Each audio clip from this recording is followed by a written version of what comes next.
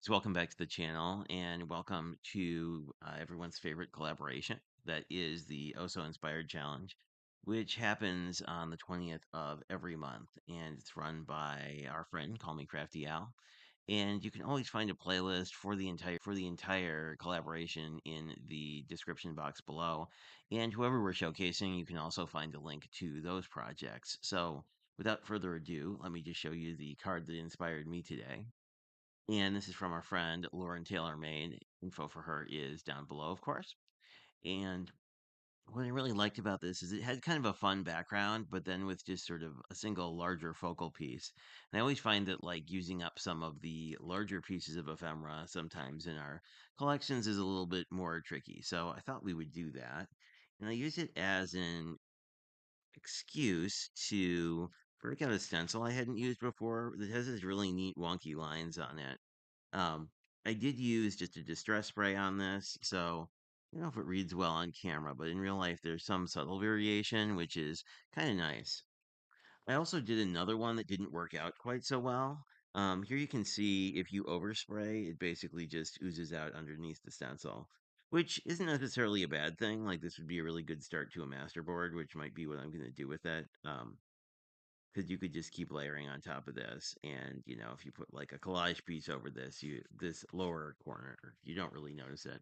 Anyway, I sprayed these and it took probably 45 minutes maybe for them to fully dry. You can always tell if you feel the back of your cardstock and it doesn't feel cool that it's not evaporating anymore. But let's get a card together. So I thought gray would work really nice with pink, but I do find this transition a little harsh. So I thought what we could do is just grab our blending brush, and this is Catherine Pooler gray. That's a slightly warm gray. I typically use the lid of my ink pad just to kind of even off the color on the blending brush. This is fairly saturated, so I'm not trying to like totally obscure the cream here. I just want to give it a little bit of an couple areas where I want to kind of come back in and try not to get brown fingerprints on the nice pink parts of this, but um, I really like how it's toned down kind of the starkness that we had around the edge to start with. So I think we are pretty good. The one benefit to using inks as opposed to the sprays, obviously, is this comes together immediately. And I like this sort of darker color. It does make it feel a bit more Halloween to me.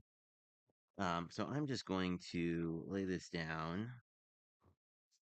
Even though we used a wet spray to make the background, I don't think I need wet glue in this case.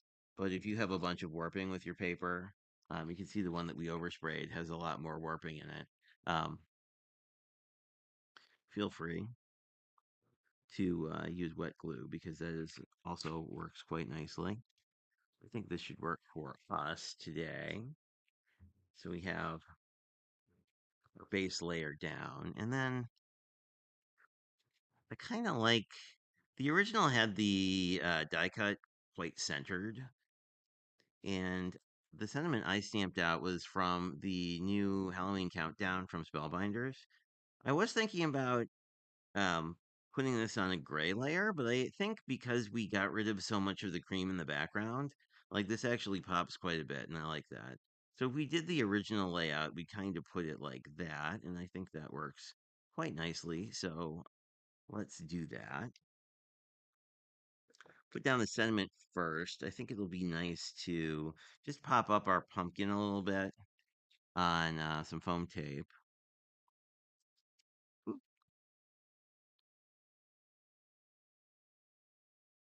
there we go.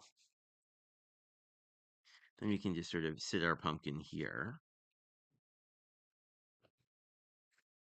Once you get done watching this video, I would love it if you would check out all the other videos in the playlist because it's always interesting to kind of see what pieces inspired people and really what they did with it because I feel like everybody has their own particular take. So it's really interesting to see. I did get these new serrated nonstick scissors, and oh my goodness, they make dealing with foam tape a lot easier. And I'm just going to cut off the corner here just so that it's not visible. when the card is all the way together. We'll just use our little extra piece here, and I think we will be good. That's how that'll look. That'll give us a little dimension, which I like. Um, there we are. Get our release paper off, which luckily on that particular foam tape, the release paper releases where it's supposed to be. Just going to kind of set our pumpkin on our sediment so that it looks like it's grounded a little bit rather than just floating. Although it's sort of a magical pumpkin, so it could do that. I think the last thing I'll do is put a nice white piece on the inside.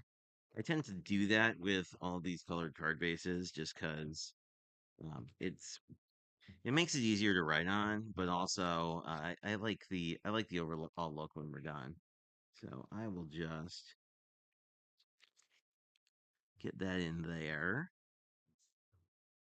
and then we should be good to go. So we have a spooky pumpkin card inspired by our friend Lauren. Thanks for checking this out. I always enjoy it when you come and watch the videos. Feel free to check below for links to various things, and I hope you have a good rest of your day.